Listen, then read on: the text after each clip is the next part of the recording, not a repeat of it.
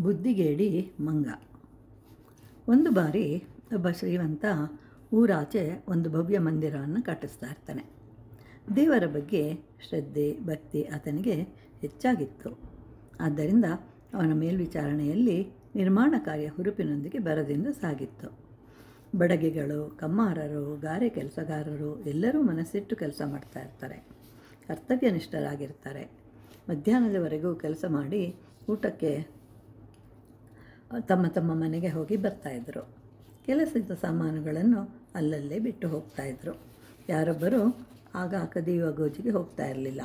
ಕದಿಯುವಿಕೆ, ಸುಳ್ಳು ಹೇಳುವುದು ಇದೆಲ್ಲಕ್ಕಿಂತಲೂ ಮಿಗಿಲಾದ ಪಾಪ ಬೇರೊಂದಿಲ್ಲ ಅನ್ನುವಂತಹ ವಿಚಾರ ಅವರಲ್ಲಿತ್ತು. ಎಂದಿನಂತೆ ಅಂದು ಸಹ ಕೆಲಸಗಾರರೆಲ್ಲರೂ ಸೂರ್ಯ ನೆತ್ತಿಯ ಮೇಲೆ ಬರುತ್ತಿದ್ದ ವೇಳೆಯಲ್ಲಿ ಸಮೀಪಿಸುತ್ತಿದ್ದಂತೆ ಊಟ ಮಾಡಿ ಬರಲು ತಮ್ಮ ತಮ್ಮ ಮನೆಗಳಿಗೆ ಹೊರಟರು. ನಿರ್ಮಾಣ ಕಾರ್ಯದ ಬಳಿಯೇ ಒಂದು ಆಲದ ಮರ.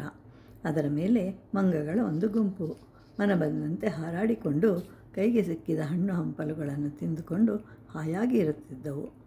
ಅವುಗಳಲ್ಲಿ ಒಂದು ಮಂಗ ಈ ದಿನ ಮರದಿಂದ ಕೆಳಗಿಳಿದು ಕಟ್ಟುತ್ತಿದ್ದ ಮಂದಿರದ ಬಳಿಗೆ ಬಂತು. ಅಲ್ಲೊಂದು ಮರದ ತುಂಡು ಕಾಣಿಸಿತು. ಮರವನ್ನು ಗರಗಸದಿಂದ ಕೊಯ್ಯುತ್ತಾ ಕೆಲಸಗಾರರು ಅರ್ಧಕ್ಕೆ ಕೊಯ್ಯುವುದನ್ನು ನಿಲ್ಲಿಸಿ ಊಟಕ್ಕೆ ಹೋಗಿದ್ದರು.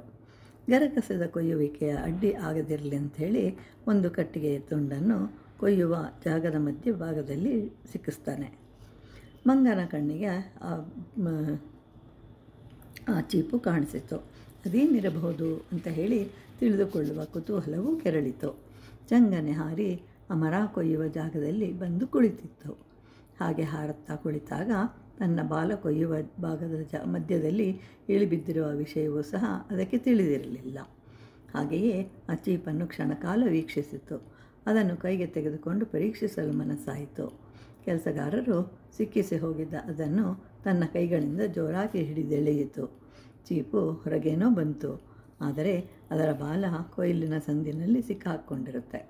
ಇದರಿಂದ ಮಂಗನಿಗೆ ತಡೆಯಲಾರದಷ್ಟು ವೇದನೆ ಉಂಟಾಯಿತು. ಜೋರಾಗಿ ನೋವಿನಿಂದ ಕಿರುಚಾಡಿತು. ಗಂಟಲು ಕಟ್ಟಿತ್ತೇ ಹೊರತು ಬಾಲ ಮಾತ್ರ ಹೊರಬರಲಿಲ್ಲ. ಅಷ್ಟು ಹೊತ್ತಿಗೆ ಊಟಕ್ಕೆ ಹೋಗಿದ್ದ ಕೆಲಸಗಾರರೆಲ್ಲರೂ ಹಿಂತಿರುಗಿದರು. ಮರದ ಕೊಯ್ಲಿನ ಮಧ್ಯೆ ಭಾಗವನ್ನು ಸಿಕ್ಕಿಸಿಕೊಂಡು ಮರದ ತುಂಡಿನ ಮೇಲೆ ಪಿಳಪಿಳನೆ ಕಣ್ಣು ಬಿಡುತ್ತಾ ಕಿರುಚಾಡುತ್ತಿರುವ ಮಂಗನನ್ನು ಕಂಡರು. ಮಂಗನು ಕಪಿಚೇಷ್ಟೆಯನ್ನು ಕಂಡು ರೇಗಿ ಹೋಯಿತು. ಬಲವಾದ ಕೋಲನ್ನು ಹಿಡಿದು ಕೋತಿಯನ್ನು ಚೆನ್ನಾಗಿ ಬಾರಿಸಿ ಕೊಂದು ಹಾಕಿದರು. ಹೀಗೆ ಬುದ್ಧಿಹೀನ ಮಂಗ ತಿಳಿಯದ ಕೆಲಸಕ್ಕೆ ಕೈ ಹಾಕಿ ತನ್ನ ಪ್ರಾಣವನ್ನೇ ಕಳೆದುಕೊಂಡ.